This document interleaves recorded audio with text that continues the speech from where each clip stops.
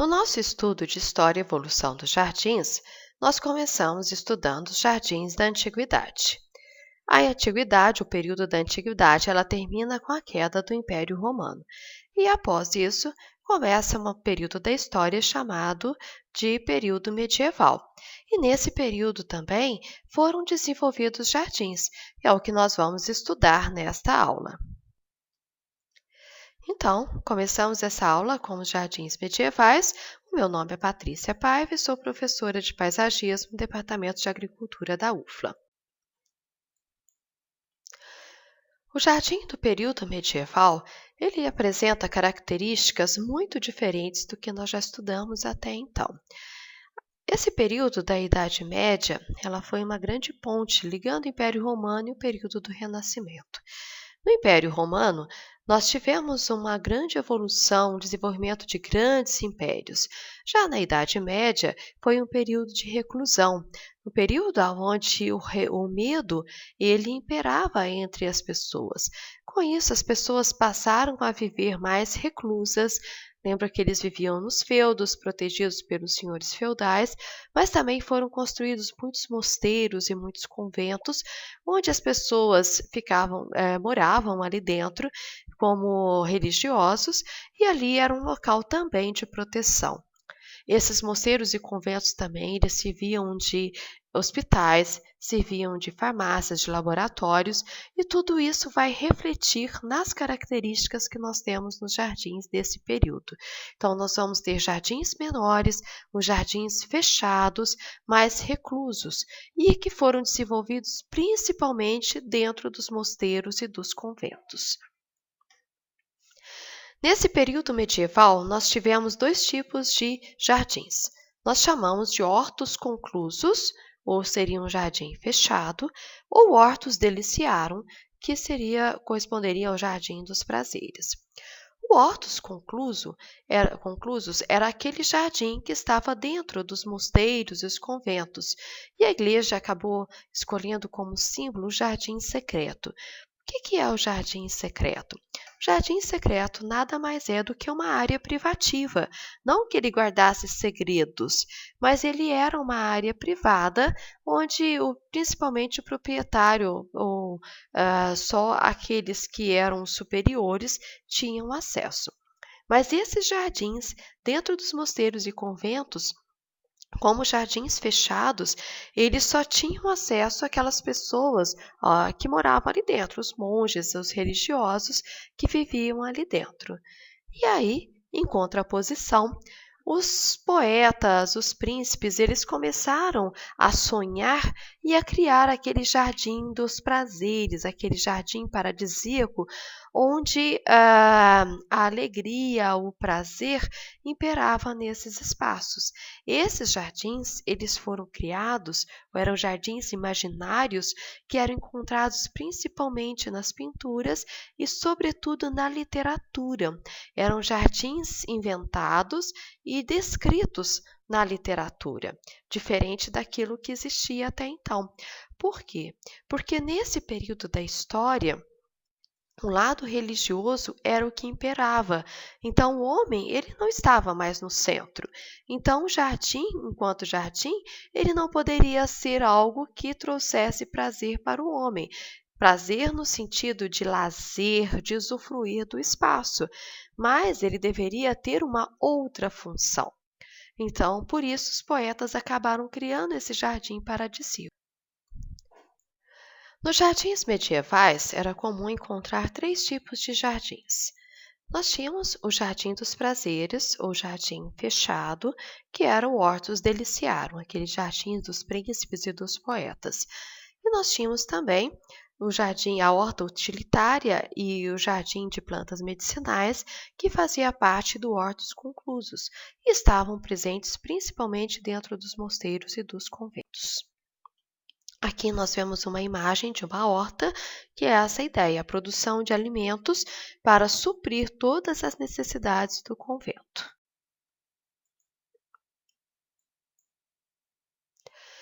Também nós vemos aqui uma outra imagem de uma horta, desse jardim utilitário, onde se cultivavam que tinha nessa horta, nesse hortus conclusus? Plantas que eram úteis para alimentação, como eu disse, precisavam de suprir toda a demanda do mosteiro, ou do convento ou do castelo. Tinham as plantas medicinais, principalmente nos mosteiros e nos conventos, eles tinham laboratórios para se fazer experimentação. Então, eles cultivavam as plantas medicinais, extraíam essas essências, desenvolviam toda a tecnologia de extração dessas essências e ainda experimentavam para ver qual a função dessas essências, como poderia ser utilizado, para qual doença ela poderia ser indicada. Então, eles faziam experimentos para identificar isso. E também se cultivavam flores. Essas flores, elas não tinham a função de tornar atrativo o jardim, como era comum no Hortus Deliciarum, aquele jardim imaginário dos poetas. Mas essas flores, elas serviam para ser coletadas e para ornamentar os altares das igrejas que normalmente ficavam dentro desses mosteiros e dentro desses castelos. Essas hortas, elas eram cultivadas pelos próprios religiosos, pelos monges ou pelas religiosas. Isso porque eles entendiam que o trabalho com a terra purificava e alimentava a alma. Então, nós vemos uma imagem, um desenho desse jardim antigo e os próprios monges trabalhando no jardim. Então, a gente analisando essa imagem, nós conseguimos ver ao fundo o que seria um mosteiro com a sua igreja, e na frente nós vamos ver os canteiros e os monges trabalhando e cultivando a terra. E até hoje eles ainda fazem isso, como nós vemos nessa imagem de baixo, que já é uma imagem mais moderna, e aqui um mosteiro no fundo com a sua igreja e os monges continuam cultivando. Isso daqui é um cultivo de lavanda. Os jardins dos mosteiros, eles eram todos dotados de muito simbolismo religioso e geralmente baseado no livro da Bíblia chamado Cântico dos Cânticos. Quem tiver oportunidade, é um livro bastante curtinho, ele é bem pequenininho e é muito interessante porque ele vai fazendo várias comparações é uma conversa entre o noivo e a noiva e vão fazendo comparações entre plantas, entre animais e etc. E aí, os quadros e muito daquilo que retrata o jardim medieval, ele tenta mostrar isso, essa beleza que foi colocada ou indicada nesse livro e com todo um fundo, um sentido religioso, como nós podemos observar nessa imagem, que nós percebemos a Virgem Maria com o menino Jesus e estão assentados nos jardins, cheio de flores, cheio de pássaros. Nesses jardins, era interessante esse cultivo de flores, não, como eu já disse, para o uso das pessoas, para a beleza ou encher os olhos dos seus usuários, mas como uma virtude, e essas flores, logicamente, levadas depois também para os templos. E, a partir dessa época, a rosa passou a ser dedicada à Virgem Maria, e ainda é. Todas as menções que nós temos para Nossa Senhora sempre relembra, sempre são usadas as rosas. Também é interessante as indicações que se tinha da necessidade de ter jardins nos mosteiros, como essa que nós temos de São Bernardo de Clairvaux. Lembro que os mosteiros eles serviam também como hospitais, então era onde os doentes eram tratados. E São Bernardo de Clairvaux, ele indicava que os mosteiros deveriam possuir um pomar para os doentes passearem. Assim, os enfermos poderiam passear, se assentar na beira de um tanque e se distrair com os movimentos dos peixes. Isso é muito interessante, essa indicação, pela época que ela foi feita, que é a Idade Média. E hoje essa é uma tendência muito forte para a construção de hospitais, porque já é comprovado cientificamente que aqueles pacientes que têm a oportunidade ou de passear nos jardins, ou de estar num quarto em que a janela se abre para o jardim, ou que pelo menos ter um quadro com jardins ou com paisagens no seu quarto, eles acabam tomando menor doses de medicamento e acabam também tendo alta mais rapidamente. Por isso existem vários hospitais que levam essa tendência a sério e são construídos no meio de jardins. Um exemplo desses hospitais é a rede Sara Kubitschek no Brasil, em que todos os hospitais são hospitais parque. Nós observamos também ainda nesse slide, na imagem de baixo, um mosteiro que servia de hospital e onde São Bernard vivia, e nós temos aqui uns jardins com uma cisterna no centro. Era um jardim bastante simples, por ser um jardim de mosteiro, mas que permitia que os doentes pudessem passear nesse espaço. E do lado direito, nós vemos uma imagem alegórica com uma pessoa extremamente feliz em estar no meio de um jardim, estar no meio de plantas, de flores. Gostaria também que vocês observassem nessa imagem o cercamento dele, que é um trançado que é geralmente feito com cipó e que faz o fechamento do jardim. Isso é interessante porque é bem típico esse tipo de estrutura dos jardins medievais. Também nesses jardins eram cultivadas espécies aromáticas, ou seja, são espécies que serviam de base para a produção de cosmético e de perfumes. Nessa época, eles desenvolveram também essa técnica de extração de essências para a produção desses tanto cosmético quanto de perfumes. E é o que a gente observa nessa imagem. As mulheres estão fazendo a coleta de rosas, vejam a cesta cheia, que depois vai ser levada para o laboratório para extração de essência, representado aqui por esse Erlenmeyer. Na Idade Medieval também foi escrito o que nós chamamos de primeiro tratado de agricultura. Ele chamava-se Bononiense Opus Ruralium Commodorium. O autor dele era o Crescenzi e foi escrito em 1304. Nesse texto, nesse livro, ele traz várias indicações de como os jardins deveriam ser formados. Entre elas, ele explica que os jardins deveriam ser subdivididos em canteiros quadrados ou retangulares. E isso explica porque todas as imagens que nós já vimos anteriormente, mostrando hortas, as hortas são feitas em canteiros quadrados. E até hoje nós temos esse costume de fazer as hortas em canteiros retangulares ou canteiros quadrados. E aqui nós vemos duas imagens. Do lado direito eu tenho um desenho, e nesse desenho eu tenho quadrados representando os canteiros. O quadrado do centro é uma fonte, que seria a água para irrigação. E do lado esquerdo, numa forma retangular, eu tenho algo que representaria o pomar. Já o pomar, veja, ele está dentro de um retângulo, mas as árvores são dispostas de forma aleatória. Na imagem da esquerda, que já é uma pintura, nós percebemos bem nítido entre as construções esta horta com as pessoas trabalhando na horta e todos os canteiros na forma geométrica quadrada. Também é interessante que ele indica que a disposição das plantas, elas deveriam ter como finalidade gerar um local com ar puro, perfumado e que propiciasse o repouso. Isso é muito interessante, porque na Idade Média eles tinham muito medo dos locais fechados. Lembram? Eles tinham medo das florestas, as florestas eram mal assombradas ou habitadas por espíritos maus, porque eles achavam que ali nas florestas não se circulavam muito o ar. Então, as hortas elas tinham que estar em locais abertos para que o ar pudesse circular e que fosse um local de ar puro. Um outro elemento que surgiu principalmente no final da Idade Média foram os labirintos. Os labirintos eram também conhecidos como Palácio de Dédalo e foram inspirados na história do Minotauro. O que era essa história?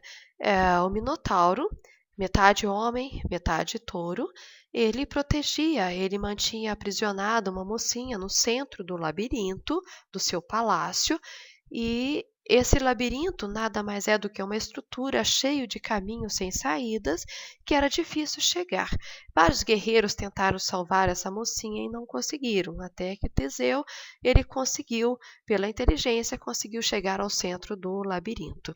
E essa é a ideia da brincadeira dos jardins que foram criados a partir disso, se conseguir chegar ao centro. Bom, isso foi muito interessante porque até então os jardins eles tinham um caráter extremamente utilitário. Era a produção de medicamentos, produção de essências, produção de alimentos para atender ao castelo ou atender aos mosteiros e conventos. e o homem ele não tinha como usufruir desse espaço como local de prazer, a não ser nas histórias contadas pelos poetas. O Hortus Deliciarum, que era um jardim imaginário em que o homem ele usufruía desses espaços. Mas já no final da Idade Média, essa conceituação de jardim ela vai começar a modificar. E aí nós vamos ter jardins que foram criados para o homem. Observe então algumas imagens de labirintos criados em praças e parques. A ideia do labirinto é a brincadeira, é a diversão. Então, a pessoa se propõe a entrar e ela precisa atingir o centro, que é o troféu, a conquista. Nós temos labirintos diferentes, mas eu gostaria de destacar a imagem da direita, que é o labirinto da cidade de Nova Petrópolis, da praça principal, e ele cumpre bastante essa brincadeira. As pessoas vão à praça justamente para conseguir chegar ao centro. No final da Idade Média, também começaram a ser criados os jardins botânicos. O que é um jardim botânico? É um local onde se tem coleções de plantas. Apesar deles começarem a existir em outros locais, um deles foi extremamente importante nesse período, que foi o Jardim Botânico de Montpellier. O Jardim de Montpellier fica no sul da França e ele foi criado em 1250 pelo rei Aragão. E esse jardim ele foi criado pelos árabes que habitavam essa região. Lembra da dominação árabe que dominaram toda a região do Mediterrâneo e eles influenciaram várias áreas e também as áreas de jardins. Esse jardim, ele era uma coleção de plantas medicinais e ele servia como local de estudo para os estudantes de medicina, cuja escola ficava ao lado do jardim.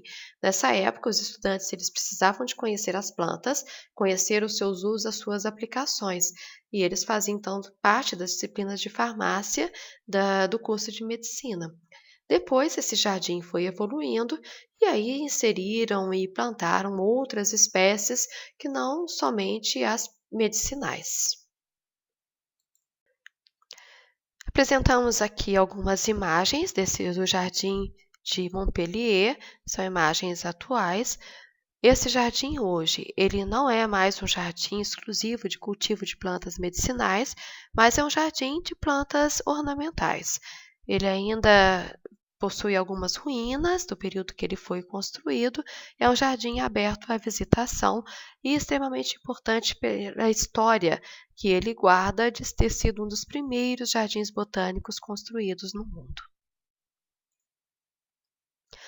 Finalizando então a Idade Média, eu gostaria que vocês observassem nessa imagem que é uma reconstrução de um jardim medieval, mas nós podemos ver aquela cerca que eu mostrei para vocês na pintura, que é feita com cipós trançados, e uma cerca bastante típica desse período medieval. O jardim medieval ele é um jardim simples em termos de traçado, de desenhos, mas ele foi um jardim extremamente importante. Isso porque, nesse período, foi desenvolvido muitos estudos com as plantas medicinais, seja no seu cultivo, seja na extração das essências, seja nos seus usos, nas suas aplicações. E isso foi base para a indústria farmacêutica e foi base para a medicina. Ainda muitos desses mosteiros ainda preservam no seu interior alguns jardins, não talvez com o traçado original, mas com a função de ser um espaço para a circulação, um espaço de lazer. A partir de agora, então, nós vamos começar a estudar os jardins do Renascimento, em que nós vamos ter grandes mudanças nos jardins. Aqueles jardins que antes eles eram somente utilitários, serviam para alimentação ou para a produção de plantas medicinais, eles vão passar a ser jardins de grandes dimensões e servir para o homem, para o lazer, para a atração em termos de beleza.